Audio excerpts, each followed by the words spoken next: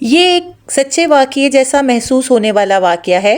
ایک حافظ قرآن لڑکی، ایسی لڑکی جسے اس کی بستی میں پاکیزگی، نیک دلی اور دیندار زندگی کی مثال سمجھا جاتا تھا، کچھ ہی دیر پہلے لوگوں نے اسے نم آنکھوں اور دعاؤں کے ساتھ مٹی کے سپرد کیا تھا، مگر کسی کو اندازہ نہیں تھا کہ اس کی تدفین کے چند ہی لمحوں بعد ایک ایسا منظر سامنے آئے گا جسے دیکھ کر ہی ہر شخص کی روح کانپ اٹھے گی۔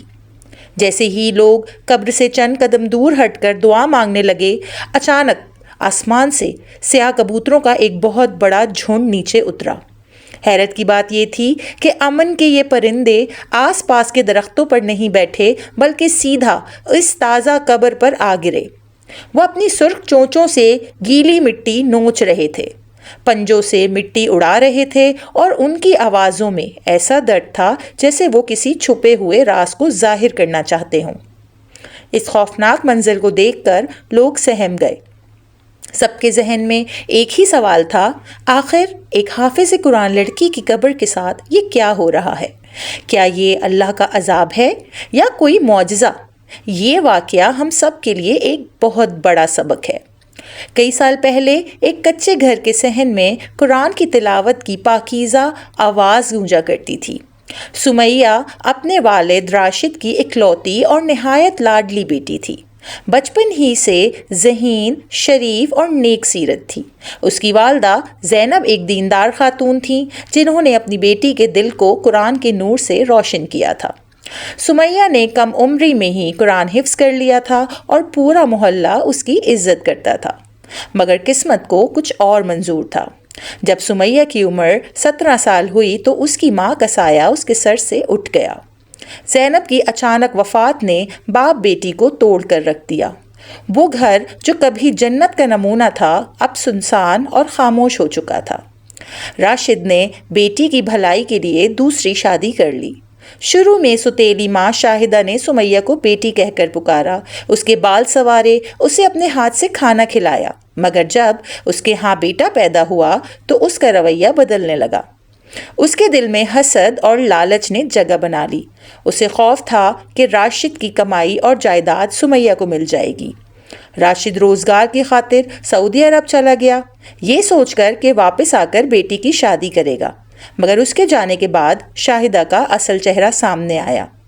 سمیہ سے گھر کے سخت کام لیے جانے لگے، اسے بچا ہوا کھانا دیا جاتا اور مارا پیٹا جاتا۔ جب راشد فون کرتا تو سمیہ آنسو چھپا کر کہتی، میں ٹھیک ہوں، امی میرا بہت خیال رکھتی ہیں۔ ان سب مصیبتوں کے باوجود سمیہ کا سہارا قرآن تھا۔ رمضان میں وہ دیندار محفلوں میں تلاوت اور نعت پڑھتی، لوگ اس کی آواز سن کر رو پڑتے اور اسے نذرانہ دیتے، مگر وہ ان پیسوں میں سے 1 روپیہ بھی اپنے اوپر خرچ نہ کرتی۔ وہ ان پیسوں سے دانہ خرید کر قبرستان کے قریب سفید کبوتروں کو کھلاتی اور کہتی، اے بے زبان پرندو، قیامت کے دن گواہی دینا کہ میں نے تمہیں اللہ کے نام پر رزق دیا تھا۔ یہی بات شاہدہ کو کھٹکتی تھی۔ وہ سمیہ کے پیسے چھین لیتی، اسے مارتی، مگر سمیہ چپ چاپ صبر کرتی رہتی۔ جب راشد کی واپسی کا وقت قریب آیا تو شاہدہ کو خوف ہوا کہ کہیں سچ سامنے نہ آ جائے۔ اس نے ایک شیطانی منصوبہ بنایا، ایک بدنام حکیم سے ایسی دوا لی جو انسان کو مردہ جیسا کر دیتی تھی۔ اس نے وہ دوا سمیہ کی پسندیدہ کھیر میں ملا دی۔ سمیہ نے بسم اللہ پڑھ کر وہ کھیر کھا لی اور چند لمحوں میں اس کا جسم بے حس ہو گیا۔ وہ سب کچھ سن رہی تھی مگر بول نہیں سکتی تھی۔ شاہدہ نے ڈرامہ رچایا، رونا پیٹنا شروع کیا اور اعلان کر دیا کہ سمیہ کو دل کا دورہ پڑنے سے انتقال کر گئی۔ اسی رات جلدی جلدی جنازہ پڑھا گیا اور سمیہ کو دفن کر دیا گیا، مگر اگلی صبح قبر پر عجیب منظر تھا۔ سینکڑوں سفید کبوتر قبر کی مٹی کو نوچ رہے تھے جیسے احتجاج کر رہے ہوں۔ لوگ خوفزدہ تھے، کوئی اسے عذاب کہہ رہا تھا، کوئی نشان۔ راشد خبر سن کر فوراً پاکستان پہنچا اور سیدھا قبرستان گیا۔ جب اس نے کبوتر دیکھے تو اس کا دل کانپ اٹھا۔ اس نے امام صاحب سے کہا، میرا دل گواہی نہیں دیتا کہ میری بیٹی ایسے جا سکتی ہے، قبر کھولنے دیں۔ قبر کھولی گئی، راشد نیچے اترا، کفن ہٹایا۔ سمیہ کا چہرہ پرسکون تھا، مگر جب اس نے ہاتھ پکڑا تو اسے ہلکی سی حرارت محسوس ہوئی۔ اس نے نبض ٹٹولی، بہت مدھم سی حرکت تھی۔ میری بیٹی زندہ ہے، وہ چیخ اٹھا۔ فوراً اسے باہر نکالا گیا، ڈاکٹر کے پاس لے جایا گیا اور کچھ ہی دیر بعد دوا کا اثر ٹوٹ گیا۔ سمیہ نے آنکھیں کھول دیں۔ اس کی پہلی آواز تھی ابا۔